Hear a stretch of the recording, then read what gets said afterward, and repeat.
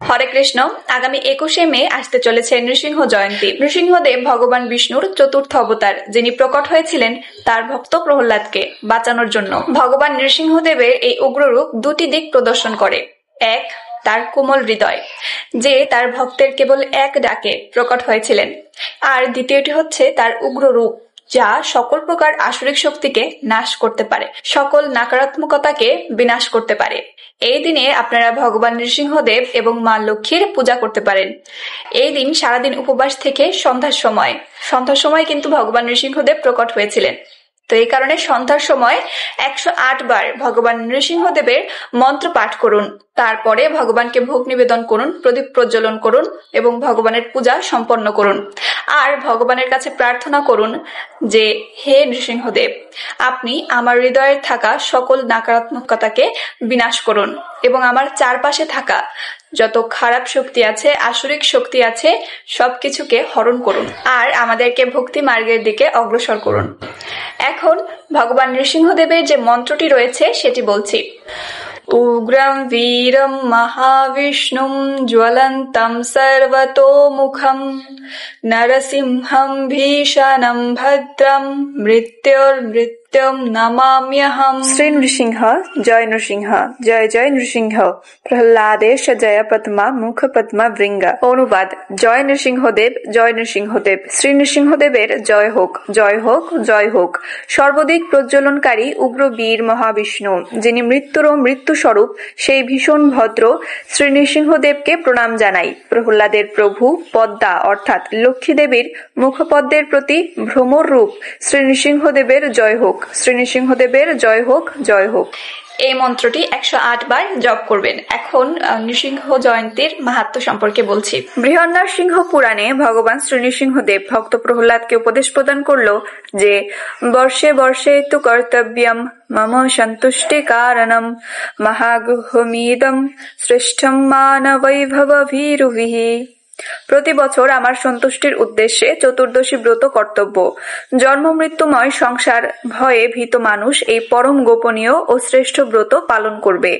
বৈশাখ মাসের শুক্লা চতুর্দশীতে শ্রী নৃসিংহদেব আবির্ভূত হয়েছিলেন, তাই এই তিথিতে ব্রত পালন করে ভগবান শ্রী নৃসিংহদেবের পূজা করা হয়। ভগবান শ্রী নৃসিংহদেব বললেন, আমার ব্রত দিন জেনেও যে ব্যক্তি তা পালন করে না, সূর্য চন্দ্র যতদিন থাকবে ততদিন সেই ব্যক্তিকে নরক যন্ত্রণা ভোগ করতে হবে।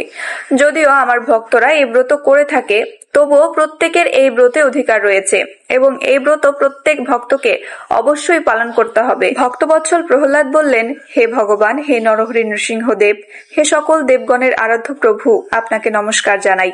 আমি জিজ্ঞাসা করছি, হে প্রভু, তোমার প্রতি আমার ভক্তি কিরূপে জাগ্রত হলো?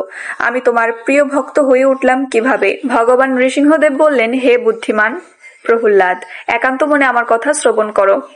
প্রাচীনকালে তুমি ব্রাহ্মণ ঘরে জন্মগ্রহণ করেছিলে, কিন্তু ব্রাহ্মণ ঘরে জন্মগ্রহণ করেও তুমি বেদ পাঠ করনি। তখন তোমার নাম ছিল শ্রী বাসুদেব এবং তুমি ছিলে পতিতা আসক্ত। তোমার কোনো ভালো কর্ম তখন ছিল না, কেবল একটি মাত্র আমার ব্রত তুমি করেছিলে। সেই ব্রত প্রভাবে তোমার এইরকম আমার প্রতি ভক্তি জন্মেছে।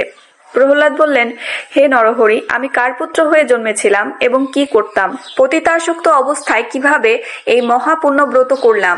দয়া করে আমাকে তা বলুন, আমি শ্রবণ করতে চাই। ভগবান শ্রী নৃসিংহদেব বললেন, প্রাচীনকালে অবন্তিপুর নামক এক বেদজ্ঞ ব্রাহ্মণ ছিল। তার নাম ছিল বসু শর্মা। ধর্মপরায়ণ ও বৈদিক ক্রিয়া অনুষ্ঠান সে করত। তার ভার্যা জগৎ প্রসিদ্ধা সুশীলা পতিব্রতা সদাচারিণী। তার 5 পুত্র হয়েছিল। 4 জন ছিল সদাচারী বিদ্বান পিতৃভক্ত, কিন্তু ছোট ছেলে ছিল অসদাচারী, সর্বদা পতিতা আসক্ত ও মদ গ্রহণকারী। সেই ছোট পুত্র ছিলে তুমি স্বয়ং। নিত্য পতিতা গৃহে তুমি বাস করতে। এক বন মধ্যে তুমি এবং তোমার সেই বান্ধবী বেড়াতে গিয়েছিলে। তোমার মনে হয়েছিল দিনটা বেশ ভালোই কাটবে, কিন্তু তোমাদের নিজেদের মধ্যে চরিত্র বিষয়ে বেশ কলহ বেঁধে যায়।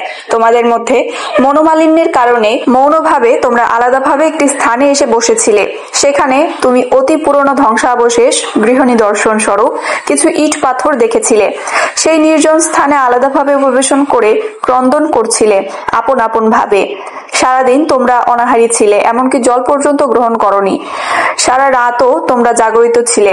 ক্লান্ত শরীরে, দুঃখিত অন্তরে, মনোমালিন্য ভাবে তুমি সেখানে শুয়ে পড়ে প্রার্থনা করেছিলে, হে ভগবান, হে শ্রীহরি, এই জগতের কত লোক সুন্দর, আমার মা বাবা কত সুন্দর ধর্মপ্রাণ, আর আমার ভাইয়েরা কত সুন্দর নিষ্ঠাবান চরিত্রবান, কিন্তু আমি অধঃপতিত, আমি মহামন্দমতি, আমি চরিত্রহীন, পথের পাগলের চেয়েও অধম। হে ভগবান, ভালো লোকেরা তোমার শরণাগত, আমি মূর্খ, কারো শরণাগত নই। আমি অতি নিঃসঙ্গ, আমি বড় অসহায় অবস্থায় তোমার কাছে প্রার্থনা করছি। হে ভগবান, আমাকে বিশুদ্ধ জীবন দান করো। এভাবে তুমি ক্রন্দন করেছিলে, আর তোমার বান্ধবী সেও একান্ত মনে প্রার্থনা করেছিল, হে ভগবান, আমি সমাজের মধ্যে সবচেয়ে জঘন্য স্তরের জীব, সভ্য সমাজ থেকে আমি বিচ্ছিন্ন ও বিক্ষিপ্ত। এই জগতে অনেক নিষ্ঠাবতী, সাধ্বী, সুন্দরী নারী রয়েছে, আর আমি মহাপাপী, গণিকাবৃত্তি করেই জীবন নষ্ট করেছি। প্রতিদিনই কেবল পাপের বোঝা বাড়িয়েছি। নরক যাতনা কতই না আমার এই পোড়া কপালের জন্য অপেক্ষা করছে। ভদ্র সমাজে কেউই কোনোদিনও আমার দিকে তাকাতে চায় না। আমি এই জগতে কোনো পথ খুঁজে পাই না। পরম করুণাময় ভগবান, যদি তোমার অহৈতুকী কৃপা দৃষ্টি আমার প্রতি থাকে, তবে দয়া করে আমার এই জীবন পরিবর্তন করে দাও। এভাবে সে আকুল অন্তরে ক্রন্দন করতে লাগলো। শ্রী নৃসিংহদেব বললেন, হে প্রহ্লাদ, এই স্থানটি ছিল আমার প্রাচীন মন্দির। সেই দিনটি ছিল বৈশাখ মাসের শুক্লা চতুর্দশী, আমার আবির্ভাবের দিন। তোমরা উপবাসী ছিলে, রাত্রি জাগরণ করেছিলে, জীবের কল্যাণ প্রার্থনা করেছিলে। সেই ব্রত প্রভাবে তুমি এই জন্মে আমার প্রিয় ভক্তরূপে জন্মগ্রহণ করেছ, আর সেই বেশ্যাও স্বর্গলোকে অপ্সরা জীবন লাভ করে ত্রিভুবন সুখচারিণী হয়েছে।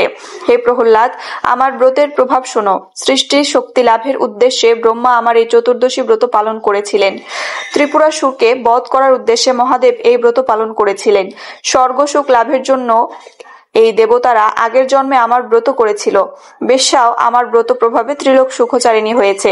যে সমস্ত মানুষ আমার এই শ্রেষ্ঠ ব্রত পালন করবে, শতকোটি কল্পেও তাদের সংসারে পুনরাগমন নেই। আমার ব্রত প্রভাবে অপুত্রক ভক্ত পুত্র লাভ করে, দরিদ্র ধনশালী হয়, তেজস্কামী তেজ লাভ করে, রাজ্যকামী রাজ্য পায়, আয়ুকামী দীর্ঘায়ু লাভ করে। স্ত্রীলোকেরা আমার এই চতুর্দশী ব্রত পালন করে ভাগ্যবতী হয়।